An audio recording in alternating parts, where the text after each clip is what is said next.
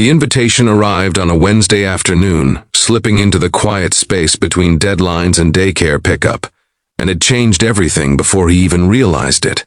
For Marcus Hale, a single father who measured his days in school lunches and late-night overtime, the request from his boss felt unreal, heavy, and dangerous in the way unexpected hope often is. It was not framed as a joke or a casual favor. It was a request wrapped in urgency, family pressure, and unspoken vulnerability, and it asked him to step into a role he had sworn never to pretend again. In that moment, with the hum of the office around him and the photo of his daughter taped to his monitor, Marcus felt the past knock on his chest and the future hesitate, waiting to see what he would do. Before we go any further, if you believe in kindness, second chances, and the quiet miracles that happen when ordinary people choose courage, take a second to like this video, share it with someone who needs hope today, comment your thoughts, and subscribe to the channel. Your support helps stories like this reach hearts that need them. Marcus was 36 and carried his life like a carefully stacked tower, one wrong move away from collapse. He lived in a modest apartment in Columbus, Ohio, close enough to the elementary school that his daughter, Sophie, could walk with him every morning.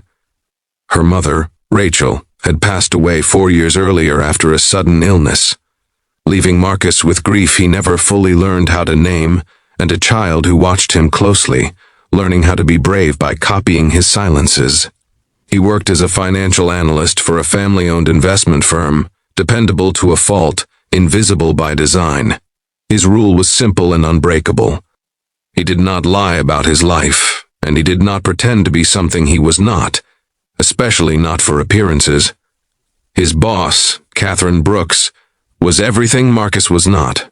Confident, precise, and raised inside the kind of wealth that made expectations feel like gravity, she carried herself with a calm authority that kept the office running smoothly. To most employees, she was distant but fair.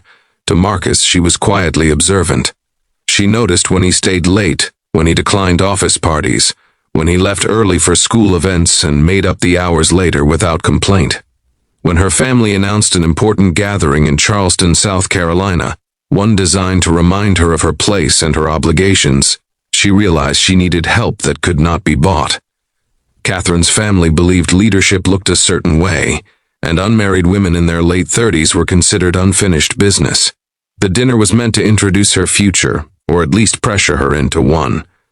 Rather than submit to a match arranged by tradition and expectation, she chose a riskier path. She asked Marcus to attend as her husband, just for one weekend, just long enough to quiet the questions.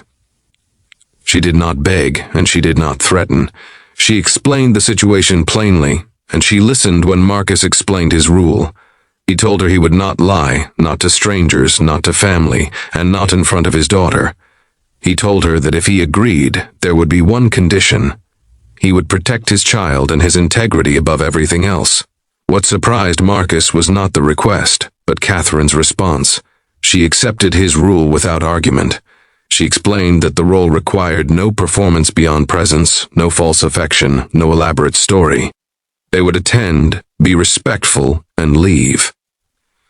Marcus went home that night with the decision burning in his pocket. Sophie listened quietly as he explained the trip in simple terms, framing it as helping a colleague who needed support. She nodded, trusting him in the uncomplicated way children do, and that trust became the final reason he agreed.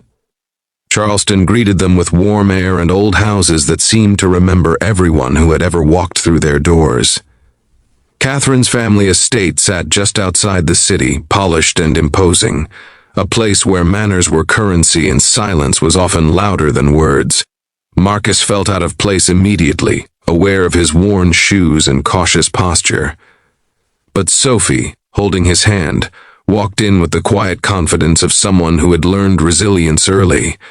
Catherine's parents studied them closely, measuring what they saw against expectations built over decades. The dinner unfolded slowly, layered with careful conversation and subtle tests. Marcus answered questions honestly, speaking about his work, his daughter, and his values without embellishment. He did not invent a shared history or pretend to be someone.